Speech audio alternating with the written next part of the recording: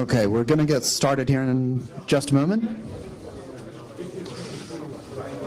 We're doing our best to get Professor Doug Lee on Skype.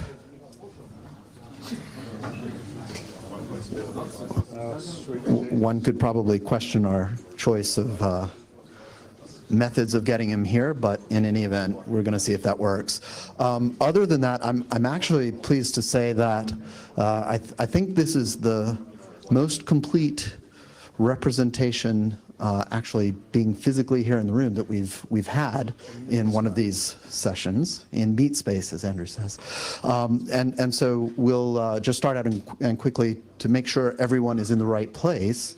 This session is the OpenJDK Governing Board Q&A. And so, of course, that means what we're going to do is let you guys ask us questions, and then we're going to do our best to answer them, right? That's how it works. Okay, and so before we do that, we'll just do some very brief introductions. So, hi, I'm George. George Saab, I'm the chairperson of the governing board. I work at Oracle, so I'm also the vice president of the group that works on Java SE and ME and CARD and associated stuff at Oracle. And I'll pass it to Andrew. I'm Andrew Haley. I work at Red Hat, but that's not how I got to be on the governing board. Hey, there's Doug. All right, Doug. How's it going? I'm going to turn it around. Yeah. Well, yeah. Anyway, sorry. Beer, man.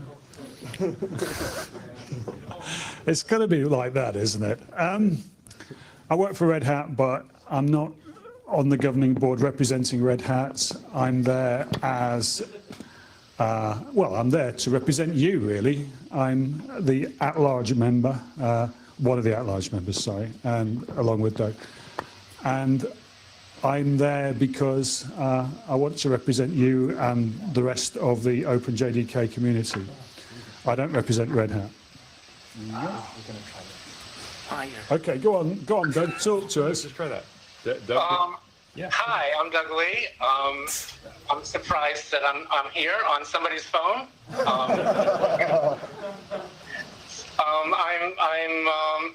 I'm just like Andrew, just like what he says. I'm here to represent you. I focus on academic research community, but hackers galore.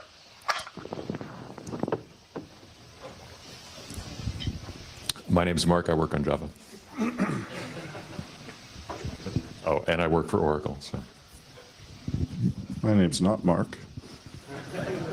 Luckily, my name is John Dujmovic. I work for IBM. I'm the vice chair of this fine OpenJDK governing board. And I'm a distinguished engineer, and I own all of the runtimes, including Java, at IBM. And since we've been participating since 2011, somewhere around there, in OpenJDK, and as most of our Java runtimes actually built on all of the class libraries from OpenJDK, we're interested in continuing the innovation at the community with community members from this audience and others. Okay. Questions? Lost my voice. All right, so this is a Q&A. So you do the questions. Let me just say one thing. That's the very first time that we have all the governing board here. So for me, it's a great thing. It is beyond exciting. I think I'm so excited I cannot believe it. Seriously. It's a great thing. So thank you. Okay, and Mario, are you going to run around with this thing? We're going to need it, because that one's for Doug. We're going to need it. Sorry. Okay. Well, all right, then people will have to yell. All right, Sonny. So I live in Hong Kong, so I haven't been here for a couple of years. But last time the big topic was the open source databases. How far have you got with that? So I remember the conversation last time that something has to be revealed about before they put it into that. Have we got anywhere with that? Yes.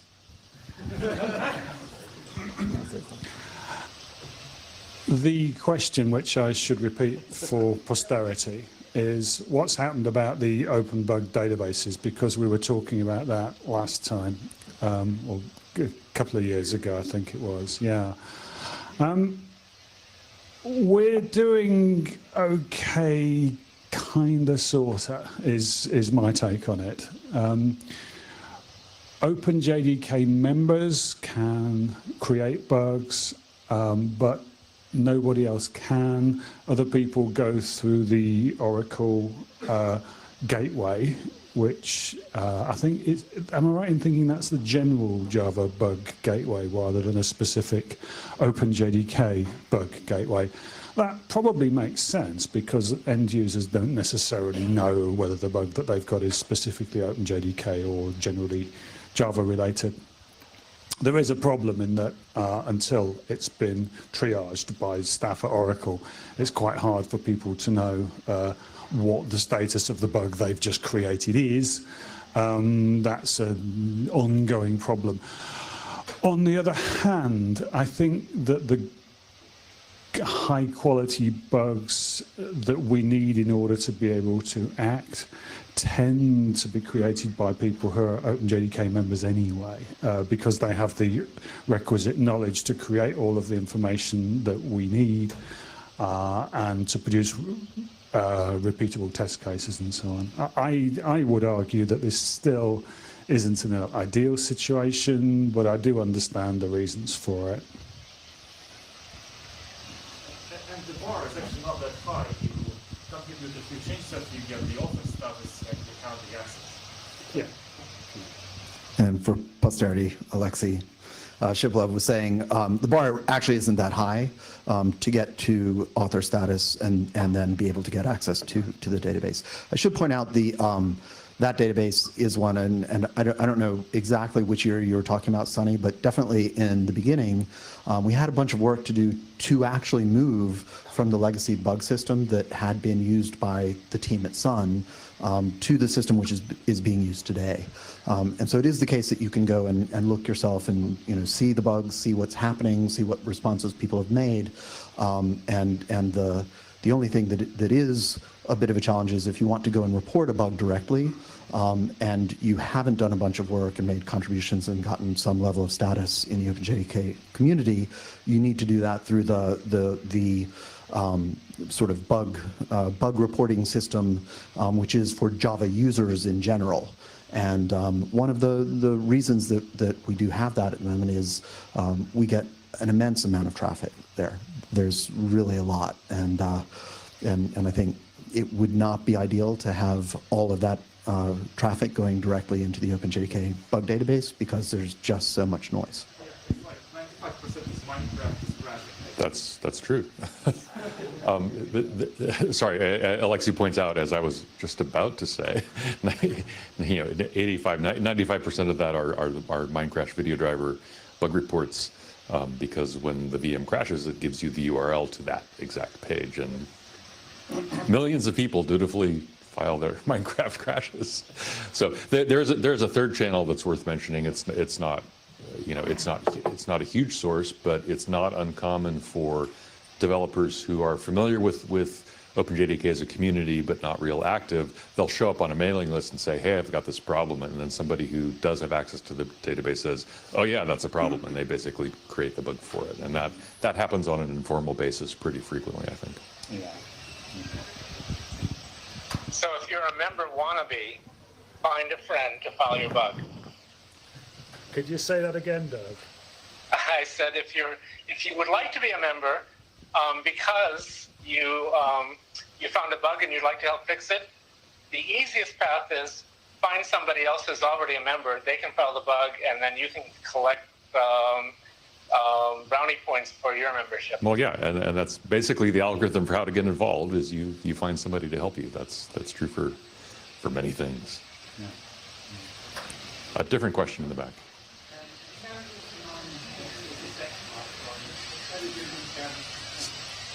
In terms of non-XSS platform, how do you do in terms of features and policy releases for them?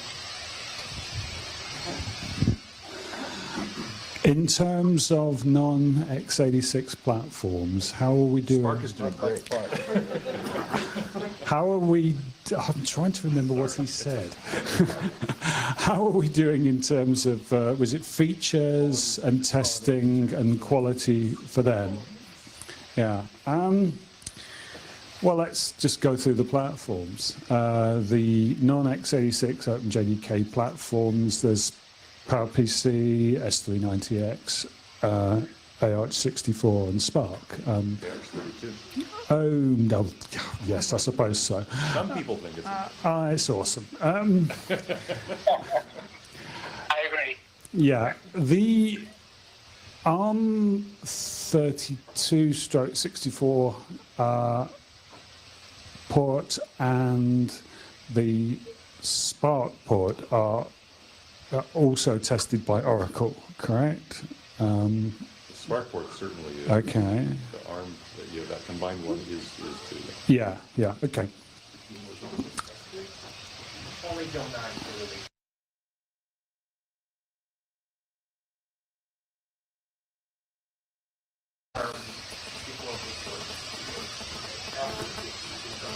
Yeah, that's right. That's right. Outside there, we have a number of partnerships in the community for things like the ARch64 port. S390X, I don't know. I mean, you guys must be testing it, right? Along with the PowerPC. We're doing testing at Red Hat. I mean, one thing I can guarantee you is that we're running the regression tests and we're running TCKs. So we do know that the other ports are compatible. What we don't have outside Oracle is the big bunch of heavyweight applications, which I believe you are doing regular regression tests on. And it's something of a challenge for the community to pull together a whole bunch of big stuff that we can use for testing. Yes, that's still very much a work in progress. And in order to get everything up to the same sort of high level of quality, we're going to have to do more of that in the open. And I understand, I mean, that a lot of your tests that you do internally are proprietary anyway, so can't easily be opened up. So if you are not an OpenJDK contributor, you cannot download the OpenJDK source securely. So you have only access to the source via the oversight of Okay, I'm not entirely sure I understand what... I think I know what you're talking about. But Doug, I think you're asking why don't we have HTTPS on at the very least so that people can download the source code securely and have some assurance that there's no man in the middle giving them source code with bugs. This has been bugging me for quite a while. And it's something that I've been meaning to talk to the infra team about. Just haven't gotten around to it yet. We should do HTTPS, preferably only on all of the OpenJDK infrastructure. We already do it on the bug database, I believe. But for all the rest, we should do the same thing. So we just need to work it out with the infra team, and we need to do a few internal Oracle approvals to get the certificates minted, but that's pretty straightforward. So, yeah.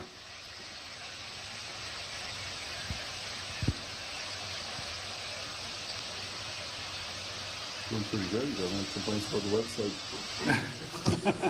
What do you got? Volker? Oh, So, during the last years, I was always complaining a lot. So this year, I'm quite satisfied with. Whoa. Volker says he's quite satisfied.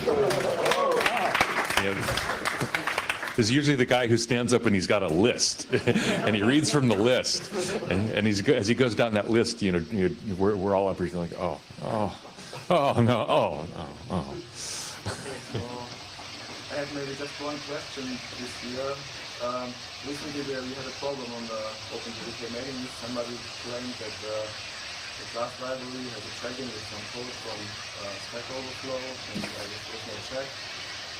And I think in the end it turned out that the guy who was published this code in Stack Overflow was also an Oracle employee, so they're not such a big problem. But my question is, are there any plans to do something like code scans, or to impose some more checks on code which is passed in by Apache or Eclipse?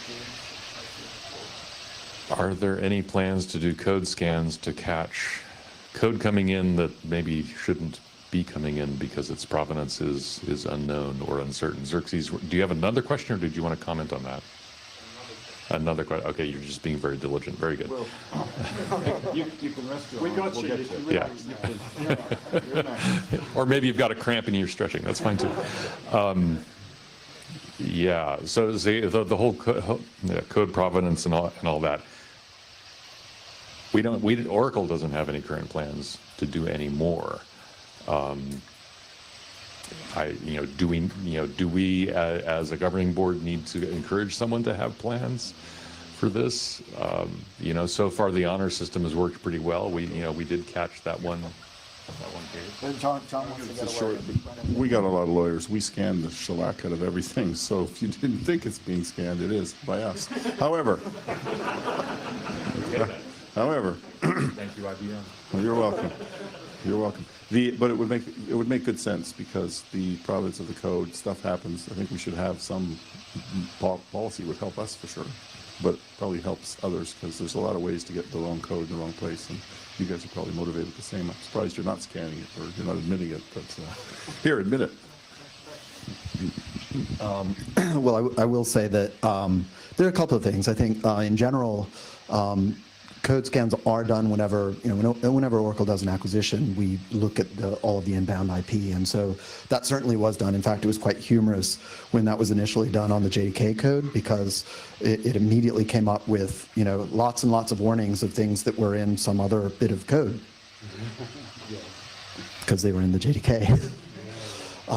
And so that's kind of interesting.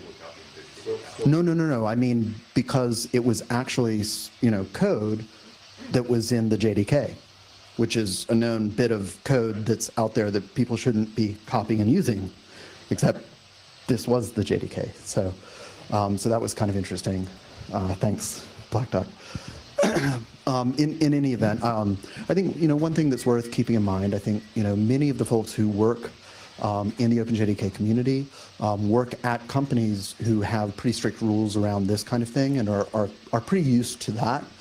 I think that we do have some people who are sort of individuals who come and work that may not be as used to that. It certainly is the case that the OCA has information about what's expected. So when you sign up and say I'm going to I want to be a contributor to the OpenJDK, one of the things that you're saying is I'm going to be diligent myself about not taking code from somewhere and kind of contributing code that's not mine to do with. And so I think there already is that. Whether it makes sense to put something more in there. I think we've seen kind of one case where we had a question. Possibly surprisingly, I don't think we're aware of any others. And so my feeling would be, and we're kind of having a governing board discussion here in real time, is that unless we start to see that this is something that's clearly a problem, we don't necessarily need to worry about introducing additional friction. So Yeah. Friction. Policy when it comes up. Whenever these things seem like they might require involvement by lawyers in creating yet more process documents, we cringe because that's OpenJDK governing board at its worst. We don't do anything because it takes so long to do anything. And a good example of that is something I thought I'd bring up since nobody asked yet, is the brand new, and thank God it's finally proposed CSR project, which was just announced this week, and is sure to go in effect. And this is finally an OpenJDK process that corresponds to the evil secret society of CCC that people lived in fear from. And now we will have a process for doing that without a huge process document. I am so proud of Mark of figuring out how to put this into effect without writing 100 pages about what it does. Just saying, basically, it does whatever the sponsoring group would like it to do. I think it's us at our best, and I want to publicly congratulate Mark for finally putting it together. All right. I think he's going to call, he colored you Trump orange this morning, though, so I'm not sure. Yeah, it's a joke that I think we've made every year. And there's a danger of us getting to the end of the session without saying this, so I'll say it again. That in an ideal world, our job as a governing board is really not to do anything. We hope that the various sub-communities within OpenJDK will be self-organising, and they almost entirely are. Yes, there are infrastructure issues which tend to cross boundaries of teams and groups and organisations and all the rest of it. But we're just there to make sure that the subgroups and all of the stakeholders have what they need in order to organise themselves. We don't want to run people's lives for them. When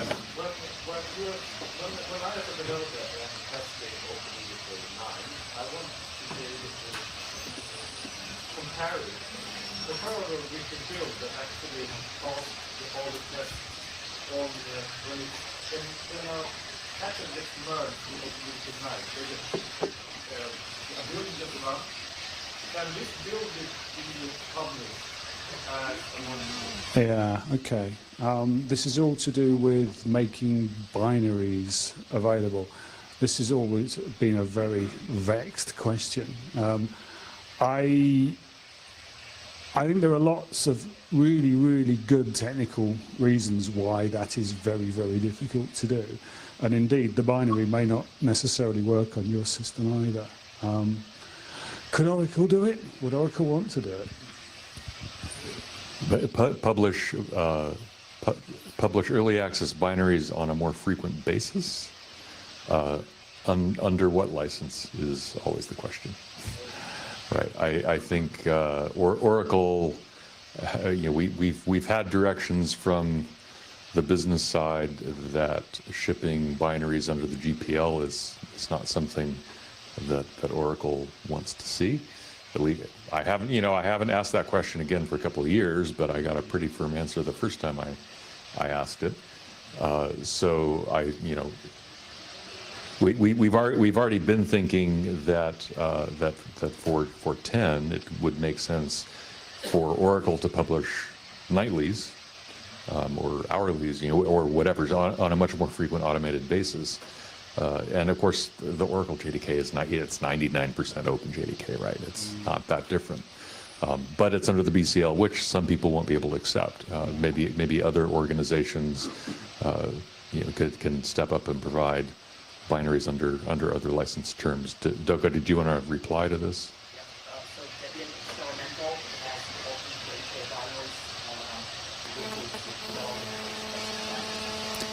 So Debian Experimental has OpenJDK binaries. So Doka's pointing out that Debian Experimental and Ubuntu's what was the Ubuntu one?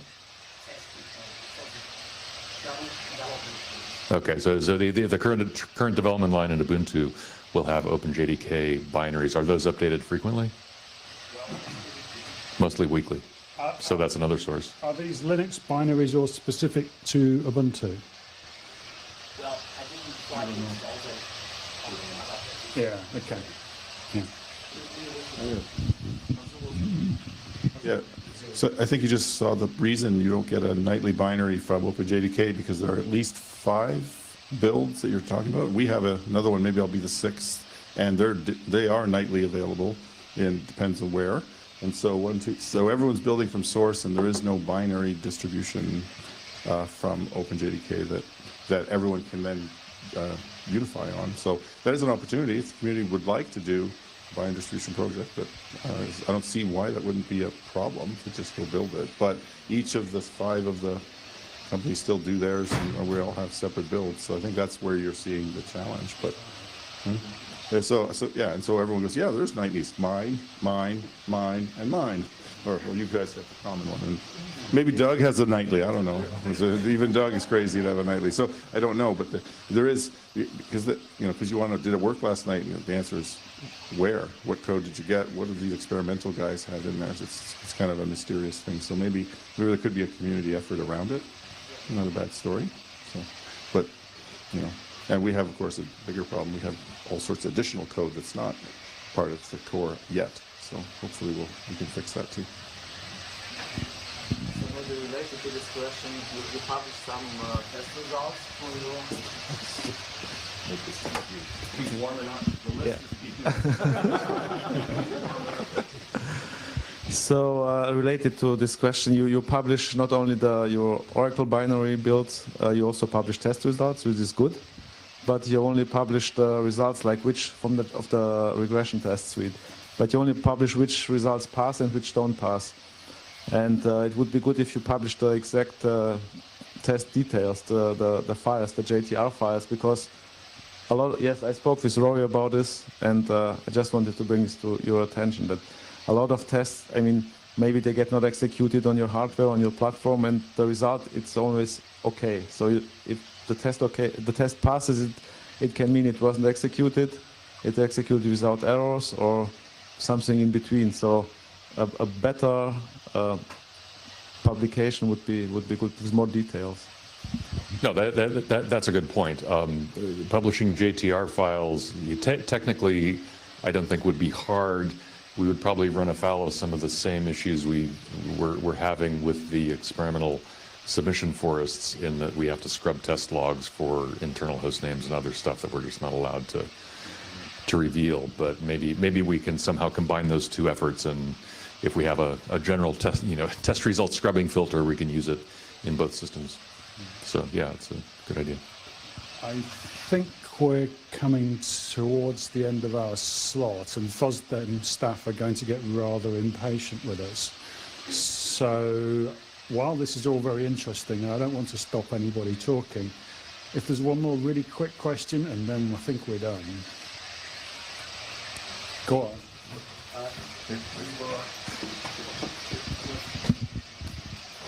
With additional ports coming into OpenJDK, AR64 and PPC, if there's a security issue to report, there's different owners.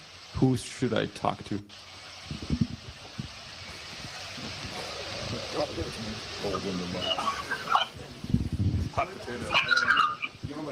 Okay, so that's actually one of the things that Mark discussed earlier today was the work that we've been doing on proposing an OpenJDK vulnerability group, and I think we're just about there. There's sort of one last detail that I'm trying to get pinned down and worked out. But the intent of that is basically that we have a place where it's very easy for anyone who finds something to come and report an issue, so that all of the people who are involved, and potentially can help in fixing that issue, are able to find out about it and to sort of work with the rest of that group and actually being able to find a solution. And so I think that's kind of how we'll try to work that out. And we have a little bit of a sort of guidelines of what people might be people that would join that group, and certainly having responsibility for a popular port or something like that would be one of those things. I think another is we've seen this happen fairly often, where there's some possibly relatively obscure branch of the class libraries or something where a bug comes up, and we really need to be able to find the world's expert on that. And that's not something you want to be doing when there's potentially a zero-day vulnerability happening, right? So a lot of this is trying to get that all mapped out and sort of worked in advance of potential issues coming in, so that you're able to act really quickly, and we can do that as a community in order to keep all of our users safe. Does that help? I think That's what I had in mind when I said we sometimes move way too slowly. Yeah. If there needs to be lawyers and very careful wording, things just don't go fast in OpenJDK. Sorry. Yeah, and I think Doug's right about that. You know, what I will say for this particular area is that one of the things that's contributed to it is, you know, the need to have lawyers from multiple parties kind of review it in the interest of trying to make it as good and tight an agreement as it can be. But also, I think because we actually do have something that works today. It works non-optimally, and it's mostly non-optimal for Oracle because at the end of the day, you know, we end up actually often having to have discussions with multiple parties one-on-one, which really should be everyone getting together in a room and discussing. So it ends up being, you know, far more difficult and expensive for us than certainly I would like it to be. And so that's one of the reasons we've been pushing for this, but it's taken a while. And you know, Doug's completely right on that one. I think in the meantime, you know, what I can say is we have seen situations where people are unsure of where to report a bug, and then typically what happens is one of two things. If they're smart, hopefully they figure out where they got a build from, and they report it to whoever that is. If it's Oracle, if it's IBM, if it's, you know, Red Hat or Azure or whomever. And then I think, you know, those folks try to deal with those responsibly as they can. In some cases, we've sort of seen people scratching their heads and then, you know, posting, you know, details of a potential security vulnerability on public mailing lists, which is not a good idea. Like, don't do that, please. You know, while people want to hear about the issues and try to fix them, you know, we don't want all of the details of those publicly known because the bad guys are looking too. So. So what I would say for right now is I think the best thing for people to do is try to report it to the people that they got a binary from. And I know, you know, if you're in the business of doing that, it's a good idea where you have downloads to also have information about how to report issues and how, in particular, to treat security issues. Another way of saying that is, even though we do not have good rules in place, we have some good people in place, and things are not as bad as they could be. Yeah, things are not as bad as they could be. And I think that is a really excellent time to end this session.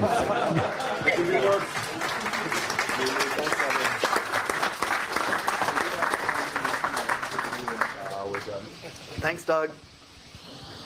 Thanks. Sorry, Hey, Doug. Hey. All right, Doug. We'll talk to you soon. Take care. All right. Cheers.